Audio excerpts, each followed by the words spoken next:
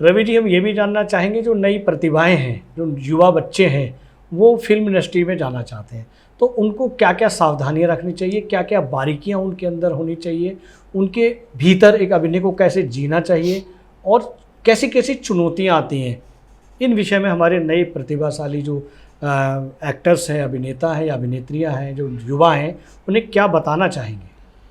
देखिए, एक तो कोई भी फिक्स रूल नहीं है। तो अगर मैं आज यहाँ कैमरे पे बैठ के जो भी बोलूंगा वो मेरा अपना अनुभव है, जी, आपका अनुभव उससे अलग हो सकता है।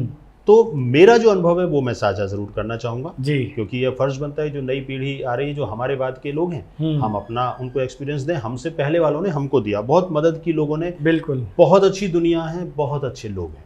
आप दुनिया में बाहर निकले और सच्चे मन से निकले, आप एक सोचेंगे आपको 4 लोग मदद करने वाले मिलेंगे। वाह वाह, ठीक है, वाह वाह वाह। तो जो भी नए बच्चे ट्राई करना चाहते हैं, मुझे एक चीज से बहुत वो लगता है, क्योंकि बहुत कॉल्स मुझे आते हैं, जब आप प्रोड्यूसर हो जाते हैं तो आपको काम के लिए बहुत कॉल आते हैं जी। उनमें से 80% लोग जो ना मुझे फोन पर ही लगते हैं कि ये किसी काम के नहीं है जी। और ये थोड़ी हार्श बात है, लेकिन है। तो मैं सिर्फ उनका मन पूरा करके बहुत विनम्रता से बात करें कि आप, हमें कोई हक नहीं बनता हम किसी को हर्ट करें, बिल्कुल। लेकिन आपने बहुत बढ़िया सवाल पूछा तो इसलिए बता रहा हूँ जी। अगर आपने कहीं से सीखा नहीं और आप मान लीजिए मुझे फोन कर रहे हैं कि रवि जी मुझे एक गाना गाना है, तो आपको ये मालूम होना चाहिए कि एक तो जब कोई प्रोड्यूसर काम कर रहा है, मैंने मान लीजिए कम से कम 100 गाने बनाए अभी तक, और 100 में से कम 50-60 गाने तो सिर्फ बड़े सिंगर्स के साथ किए, जिसमें आदरणीय सुखविंदर जी हैं, कुमार सानू साहब, उदित नारायण, शान भाई, विनोद राठौड़, कैलाश खेर, इन सब, साधना सरगम जी, कविता सेठ जी, मतलब काफी लोगों के साथ हमने गाने बनाए जी जी जी। एक तो ये बहुत कम चांसेस है कि कोई प्रोड्यूसर नए सिंगर को ले रहा है जी, और अगर उसमें ले भी रहा है तो उसमें मेरे पास कम से कम 200 ऑप्शन है इस वक्त, जिनका नाम नहीं है लेकिन सिंगर कमाल के।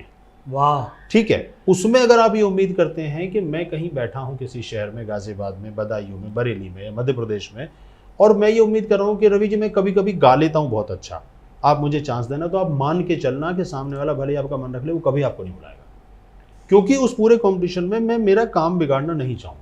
बिल्कुल। अगर मेरी बेटी भी अच्छा नहीं गाती होगी तो मैं उसको नहीं गवाऊंगा। वाह वाह। मैंने गाने का उदाहरण दिया, ये एक्टिंग पे भी जाता है।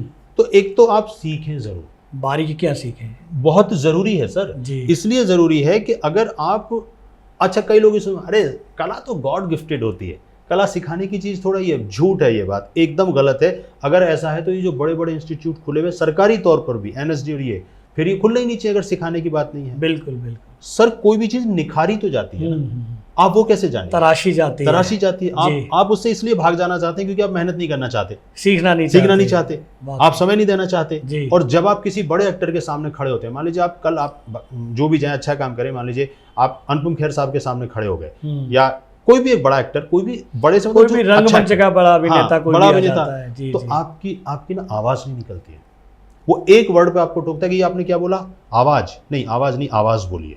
अब आप उस आवाज में अटक जाते हैं, या आपको समझ में नहीं, आप उससे घबरा जाते हैं क्योंकि आपको अपना काम नहीं आता। बिल्कुल। तो एक तो सीखें जरूर। अगर इस शो से 2 लोग भी इस बात को समझें तो हमारी और ओम जी की मेहनत कामयाब है, कि सीखें जरूर अच्छे लोगों से। जरूर नहीं महंगा सीखना, ये ध्यान रखना, अच्छा और महंगा अलग अलग चीज है।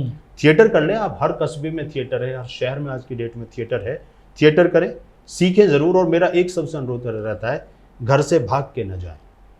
उसका कारण यह है कि सफर बहुत लंबा है जी।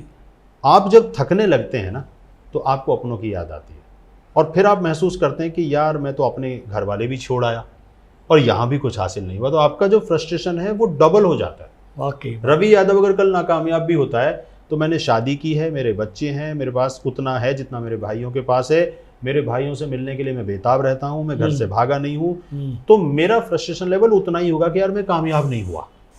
लेकिन अगर आप बाकी सब कुछ है, वाह। तो अगर आप इन सब को छोड़ के नकार के भागेंगे तो आने वाली जो मुश्किलें हैं ना आगे, वो आपको डबल ट्रिपल होके मिलेंगी। मतलब वो जीवन आपका भागने में ही लगा रहेगा, कामयाबी नहीं मिलेगी। बिल्कुल, वाकई।